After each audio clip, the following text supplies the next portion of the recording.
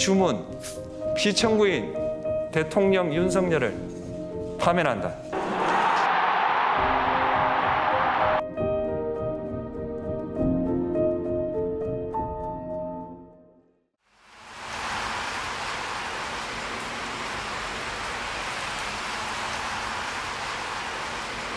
대한민국 민주주의의 위대함은 헌법이라고 하는 그 자체에 있는 게 아니라, 제도에 있는 게 아니라 그 제도를 가지고 사는 우리 국민 스스로의 위대함이죠. 억압을 하면 포기하고 좌절하고 굴복하는 게 아니라 결국 그걸 이겨내요. 역사에서 그렇게 보여졌던 거죠. 정말 진정한 의미의 민주적 국가를 훼손하려는 그들의 시도에 대해서 끊임없이 저항해 왔어요. 이번에도 저항한 거죠. 강력한 무력을 동반한 현실적 권력을 끌어내렸지 않습니까? 저는 우리 국민들의 이 위대함이 대한민국의 위대함의 원천이라고 생각해요. 아마도 세계사에 남을 일이 될 겁니다. 그런데 겨울이 너무 길고 깊었어요.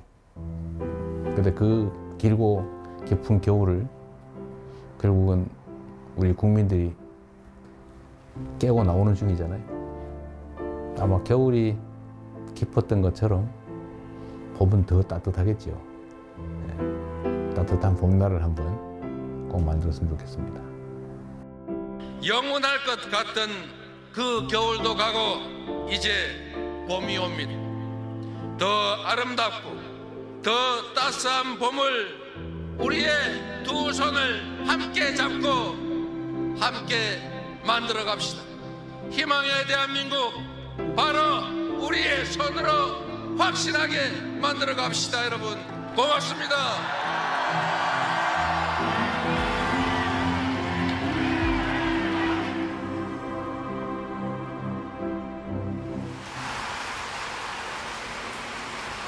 대립 갈등이 지금 아주 크죠. 그런데 그 원인은 뭐냐? 뭐 여러 가지가 있어요. 아주 근본적인 거는 경제적 이유입니다. 먹고 살기가 어려워져서 그래요. 세상 사는 게 힘들어서 그렇습니다. 그런데 왜 그러면 더 잘 살게 됐는데 왜 부족하게 됐냐? 편중됐기 때문이죠. 소위 양극화, 불평등, 격차. 이게 너무 커졌어요. 우리 사회가 총량으로는 과거보다는 더 많은 걸 가지고 있게 됐는데 개별적으로 보면 그게 너무 많이 한 군데 몰려 있습니다. 근데 이게 이제 사실은 갈등의 원인이죠. 지금 우리 경제는 여러 면에서 일종의 사면초가 같은 상태 같습니다. 전 세계적으로 성장률 전체가 떨어지고 있어요.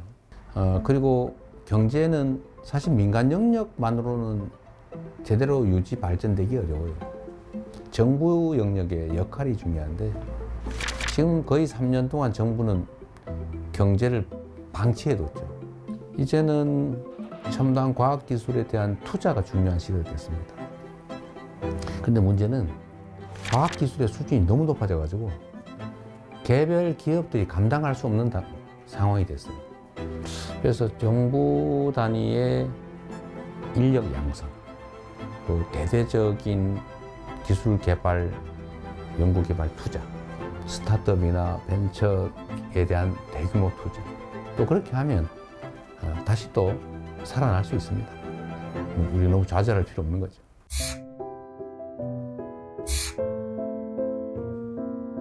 먹고 사는 문제가 가장 중요하다. 이거는 사실은 매우 기능적이고 물질적인 거예요. 고통스럽게 살지 않게 해줘야 한다. 잘 산다라고 하는 건 좀 달라요.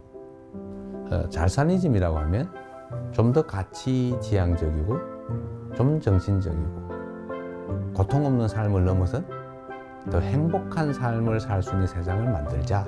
그런 거라고 봐주시면 되겠어요. 민생 살리는데 색깔이 무슨 의미입니까?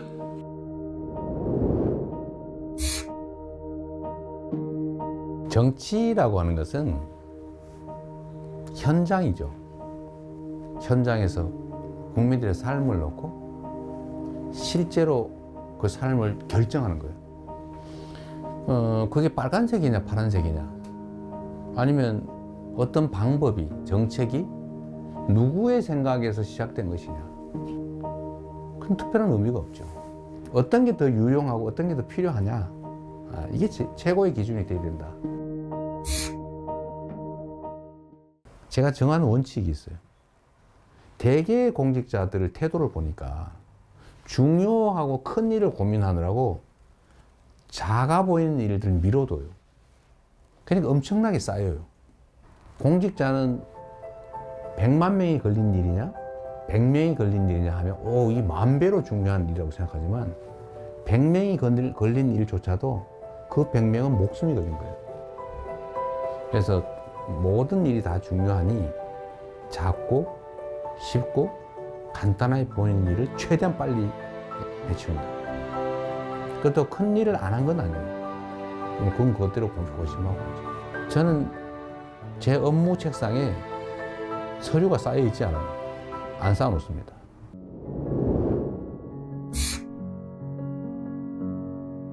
재난이나 아니면 사회적 위기 때 피해를 입는 것은 힘겹고 못 살고 어려운 사람 순이에요. 사실 그 사회의 문화의 수준이랄까, 그 사회에 대한 평가는 이 약자들에 대해서 얼마나 많이 관심 갖고 지원하느냐에 달려 있어요. 생명 안전을 유지해야 그 다음 단계, 더 나은 삶, 행복한 삶을 꿈꿀 수 있어요. 그래서 국민의 생명과 안전을 지키는 것은 정부가, 국가가 해야 될 가장 중요한 일입니다. 뭐든지 문제를 생각해 보면 우리가 조금 더 신경을 썼더라면 막을 수 있었던 사고로 보여져요. 누가 얼마나 체계적으로 신속하게 대응하느냐에 따라서 피해는 매우 적을 수도 있어요.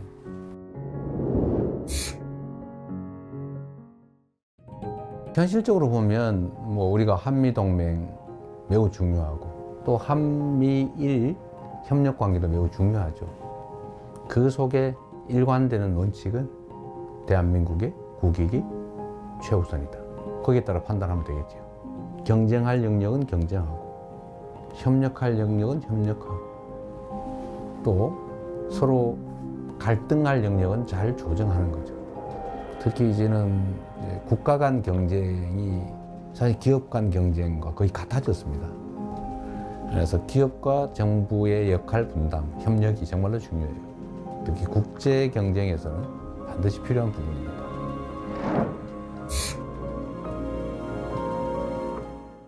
김구 선생이 정말 우리가 먹고 사는 것조차 해결하지 못하던 그 시대에 우리가 꿈꾸는 나라는 문화가 강한 나라다. 문화 강국 얘기를 하셨어요. 정말 저는 우리의 역량을 통찰한 정말 해안이었다. 지금 문화 영역에서는 정말 세계를 상당 부분 선도하고 있지 않습니까? 그럼 우리 K컬처, 한류라고 보통 부르지 않습니까? 근데 여기에 더해서 이제는 K민주주의, 아마 이번 2번에 걸친 촛불혁명, 빛의 혁명을 통해서 무혈의 평화혁명으로 현실 권력을 끌어내리는 세계사에 없는 이런 일들이 민주주의의 이름으로 이루어졌지 않습니까? 정말로 위대한 민주주의의 힘을 보여준 거죠. 대한민국이 세계를 선도하는 여러 영역들이 있다고 봐요. 저는 이런 것들을 K 이니셔티브라고 좀 통칭하고 싶습니다. 우리가 비록 규모는 적지만 소프트 파워 측면에서는 세계를 여러 영역에서 선도할 수 있겠다는 생각이 들어요. 그런 나라 한번 꼭 만들어 보고 싶어요.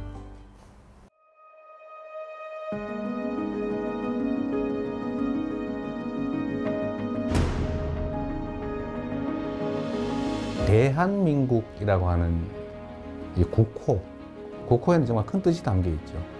민국, 국민의 나라, 민중의 나라. 이 민자는 백성이죠, 백성. 흰옷 입은 사람들, 평범한 사람들. 이 평범한 사람들의 나라. 그리고 작지만 큰 나라죠. 많은 사람이 희망을 가지고 행복한 삶을 꿈꾸는 그런 세상이 봄날 아니겠어요? 진짜 대한민국을 만들고 싶습니다. 그냥 이름만 있는 대한민국이 아니라 진짜 대한민국. 그리고 그 대한민국은 대한국민이 만들어가는 거죠. 그 대한국민의 훌륭한 도구, 최고의 도구, 이재명이 되고 싶습니다.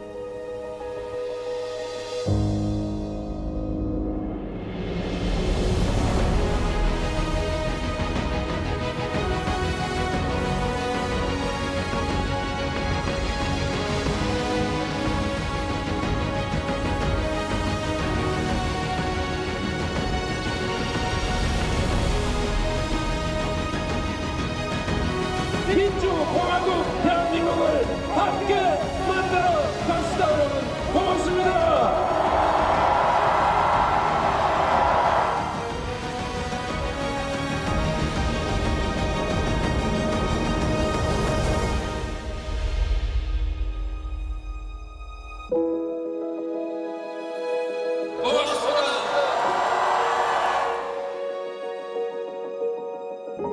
진짜 대한민국을 만들기 위해 대통령 선거에 출마합니다.